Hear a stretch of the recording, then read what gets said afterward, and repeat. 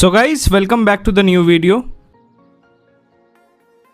in which we are going to talk about Nitaku P1 Fast Arc. So इस test के लिए मैंने दो ब्लेड यूज किए हैं.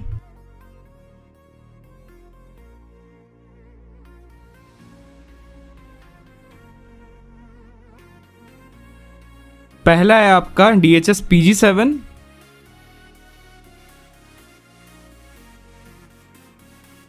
दूसरा है आपका बटरफ्लाई विस्कारिया.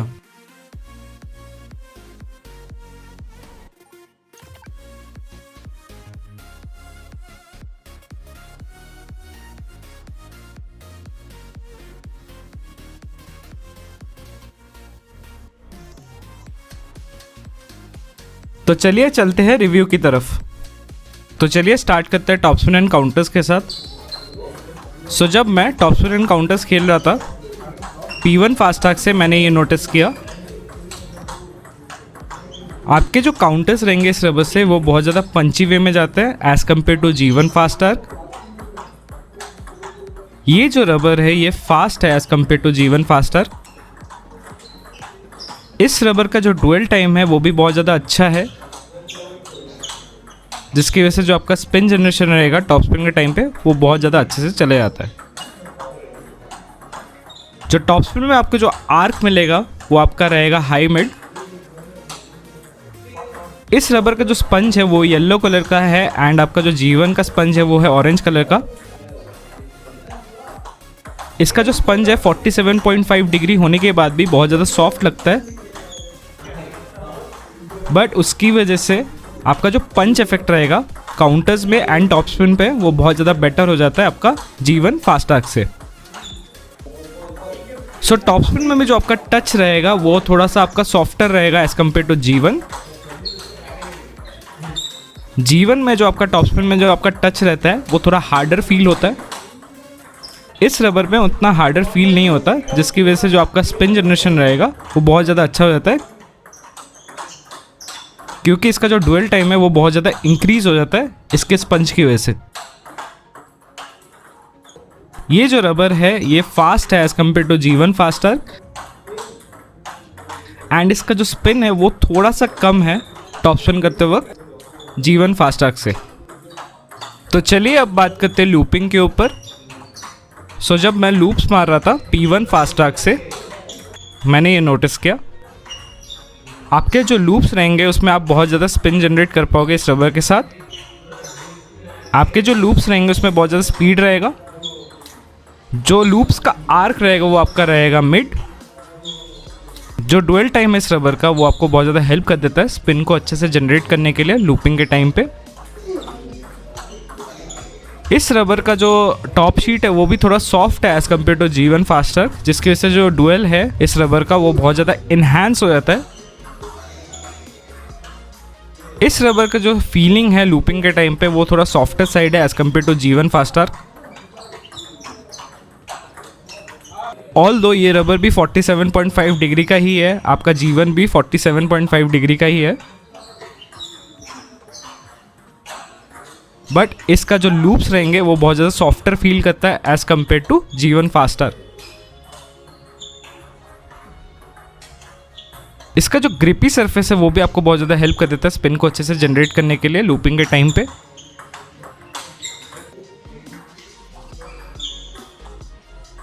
आपके जो लूप्स रहेंगे वो बहुत ज़्यादा फास्ट रहेंगे, बहुत ज़्यादा स्पिनी रहेंगे एंड बहुत ज़्यादा कंट्रोल वे में जाते हैं. ये रबर उन लोगों के लिए बहुत ज़्यादा अच्छा रहेगा जो लूपिंग गेम को बहुत प्रेफरेंस देते हैं, प्लस उनको लूप्स में बहुत ज़्यादा पावर चाहिए. देन ये रबर उन लोगों के लिए बहुत ही ज़्यादा अच्छा रहेगा. तो चलिए अब चलते हैं बैक एंड टॉप स्पिन के ऊपर. सो जब मैं बैक एंड टॉप स्पिन मार रहा था P1 फास्ट आर्क से मैंने ये नोटिस किया, ये जो रबर है ये बैक हैंड पे बहुत ज़्यादा अच्छे से काम करता है as compare to G1 Fastarc. इस रबर का जो डुअल टाइम है वो आपको बहुत ज़्यादा अच्छा हेल्प कर देता है स्पिन को अच्छे से जनरेट करने के लिए एंड कंट्रोल करने के लिए बैक हैंड टॉप स्पिन के टाइम पे. आपके जो बैक एंड टॉप स्पिन रहेंगे वो बहुत ज़्यादा इजी टू एग्जीक्यूट हो जाते हैं इस रबर के साथ।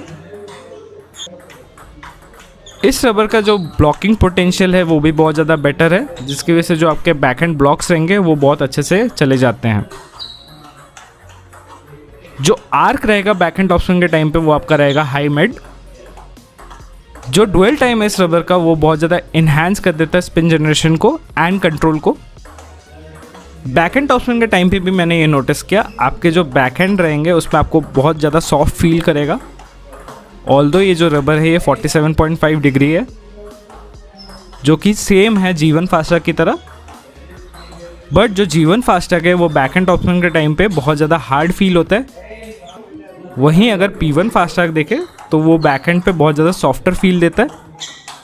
जो P1 फास्टैग है उसका जो डुअल टाइम है वो मेरे को बहुत ज़्यादा इंक्रीज लगा as compare to G1 FASTag, जिसकी वजह से जो आपका कंट्रोल रहेगा बॉल का बैक एंड टॉप स्पिन के टाइम पे वो बहुत ज़्यादा इन्हांस हो जाता है। बैक एंड टॉप स्पिन के टाइम पे भी आपका जो ग्रिपी सरफेस है वो बहुत ज़्यादा हेल्प करता है स्पिन को अच्छे से जनरेट करने के लिए, प्लस इसका जो पावर स्पंज है वो बहुत ज़्यादा आपको हेल्प कर देता है बॉल को अच्छे से स्पीड देने के लिए। तो चलिए अब चलते हैं बैक हैंड फ्लिक के ऊपर। सो जब मैं बैक हैंड फ्लिक मार रहा था P1 फास्टैग से, मैंने ये नोटिस किया आपके जो बैक हैंड फ्लिक्स रहेंगे वो बहुत अच्छे से एग्जीक्यूट हो जाते हैं इस रबर के साथ। इसका जो ग्रिपी सरफेस है वो आपको बहुत ज़्यादा हेल्प कर देता है स्पिन को अच्छे से जनरेट करने के लिए। आपके जो फ्लिक्स रहेंगे वो बहुत ज़्यादा स्पीडी वे में जाते हैं, क्योंकि इसका जो स्पंज है वो आपको बहुत ज़्यादा हेल्प कर देता है फ्लिक्स में स्पीड देने के लिए। सो जो डेविएटिंग इफेक्ट रहेगा वो बहुत ज़्यादा हाई रहेगा as compare to G1 FASTag. आपके जो फ्लिक्स रहेंगे वो बहुत ज़्यादा डेविएट करेंगे, जिसकी वजह से जो ओपोनेंट है उसको ईजिली रीड नहीं कर पाएगा। फ्लिक्स में जो आपका आर्क रहेगा वो आपका रहेगा मिड। इस रबर से जो आपके फ्लिक्स रहेंगे वो बहुत ज़्यादा स्पीडी वे में जाते हैं एंड बहुत ज़्यादा स्पिनी वे में जाते हैं। जो स्पिन रहेगा वो थोड़ा कम रहेगा as compare to G1 Fastarc, but जो आपके फ्लिक्स रहेंगे वो बहुत ज़्यादा कंट्रोल मैनर में जाते हैं इस रबर के साथ। ये रबर फ्लिक्स के लिए बहुत ही ज़्यादा अच्छा है। अगर आप कोई ढूंढ रहे हो बैक हैंड रबर जिसमें फ्लिक्स बहुत अच्छे से हो जाते हैं, then you can go with P1 Fastarc. ये जो रबर है ये बैक हैंड पे बहुत ज़्यादा बेटर वर्क करता है एज कम्पेयर टू G1।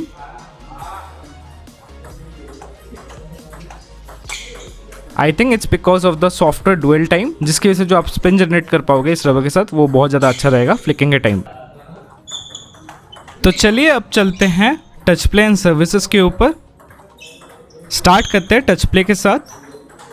सो जब मैं टच प्ले एंड पुशेस खेल रहा था P1 फास्टैग से, मैंने ये नोटिस किया आपके जो पुशेस रहेंगे वो बहुत ज़्यादा स्पिनी वे में जाते हैं एंड बहुत ज़्यादा कंट्रोल में जाते हैं। जो पुशेस थे उसमें आप बहुत अच्छे से बैक स्पिन जनरेट कर पाओगे इस रबर के साथ।